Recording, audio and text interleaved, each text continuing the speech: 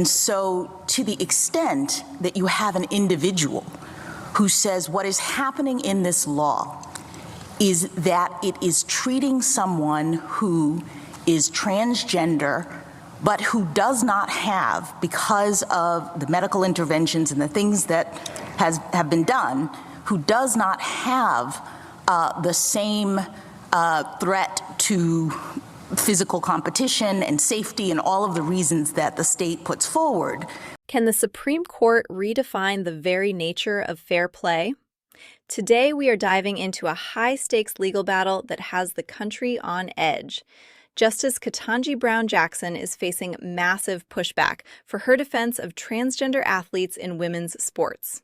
Let's look at the arguments that have sparked a national debate. Justices are set to explore what fairness means and if gender identity fits at all into discrimination on the basis of sex. That is Title IX and what it prohibits. Now, you remember the Biden administration's interpretation of Title IX included gender. Many critics felt that muddied the playing field, especially for young female athletes. So there's going to be a lot of nuance in the conversations that are going to be had behind me here today, a lot of layers on what's being argued. So the Idaho case, that is Little v. Hecox, it centers around the Equal Protection Clause. Interestingly, the transgender athlete that sued the state in order to play women's sports there has since sought to dismiss the case, but it will be heard alongside West Virginia v. PBJ, which zeroes in a bit more on Title IX in that a 15-year-old transgender student named Becky Pepper is challenging the state's ban on males participating in female sports.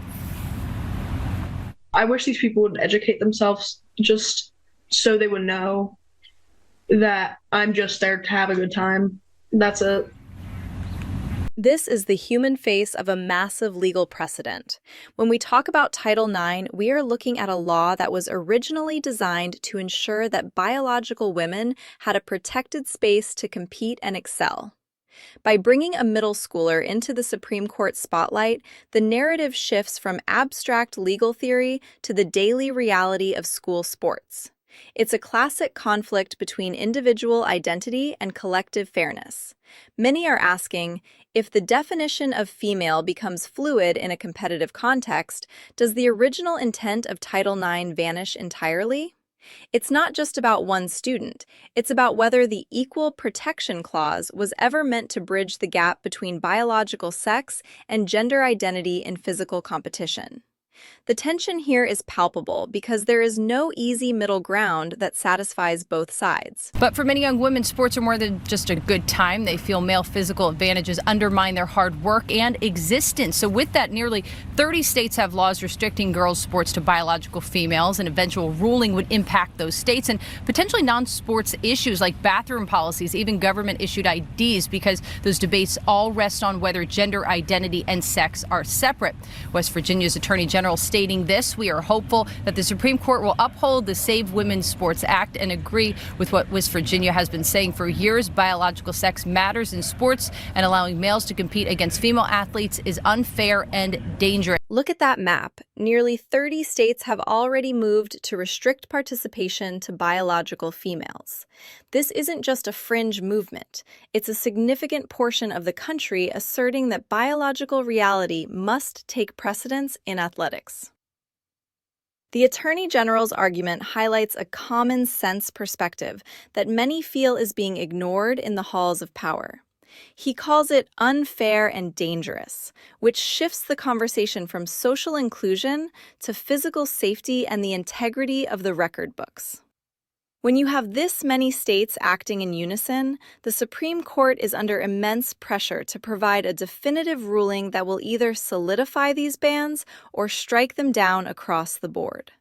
It's a battle over who gets to define fairness in the 21st century. And so to the extent that you have an individual who says what is happening in this law is that it is treating someone who is transgender but who does not have, because of the medical interventions and the things that have been done, who does not have the same threat to physical competition and safety and all of the reasons that the state puts forward, that's actually a different class, says this individual. So you're not treating the class the same, and you're not, how do you respond to that? In other words, the as-applied challenge essentially redefines the class, or one could think of it as that. And so what's wrong with that, number one, and how do you square that with our holdings in Caban? Suppose this school that has a boys, let's say, track team and a girls track team. The school has that.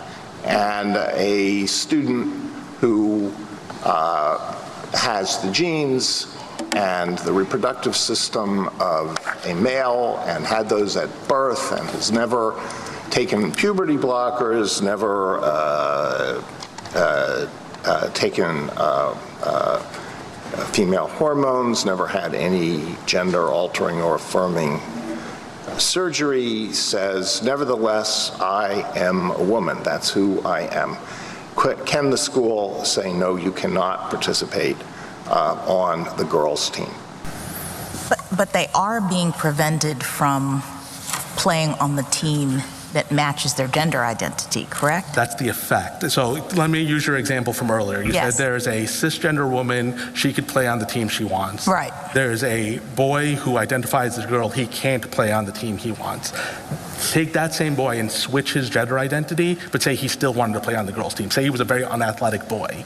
He likewise couldn't play on the team. So it's not the gender identity that's keeping him off the girls' team, it's his biological sex. His gender identity is wholly irrelevant to it. Now, I agree with you, there's a very significant disparate impact on transgender individuals by this law, because they're the boys who are most likely to want to play on. Have we said that Title IX never covers that kind of disparate impact in terms of its discriminatory effect? Well, it certainly doesn't cover disparate. First of all, I don't think Title IX covers disparate impact, period, because it uses. But in terms of its discriminatory effect, I'm just trying to understand it. Is there something to this notion that that differential treatment in effect in this way could be something that Title IX cares about? I don't think Title IX covers disparate impact even on the basis of sex, and it certainly doesn't cover disparate impact on the basis of gender identity. This is where the legal gears really start to grind. Justice Alito's hypothetical is a masterclass in challenging the limits of an argument. By presenting a scenario where a biological male has undergone no medical transition but identifies as a woman, he forces the opposition to admit where the line is drawn. Then you have Justice Jackson introducing the concept of second-order discrimination. She's arguing that once you separate teams by sex, you can't then discriminate within those groups based on gender identity. It's a complex legal maneuver that suggests the effect of the law is what matters most. However, critics are calling this a national embarrassment because it seems to bypass the biological foundation that sports are built upon. If the court accepts her logic, it would fundamentally change how every school in America operates. We are witnessing a historic pivot point in American jurisprudence. The implications of this ruling will be felt for generations. Do you think biological sex should be the only factor in sports? Or is Justice Jackson right about the discriminatory effect? Drop your thoughts in the comments, and don't forget to like and subscribe for more deep dives into the stories shaping our world.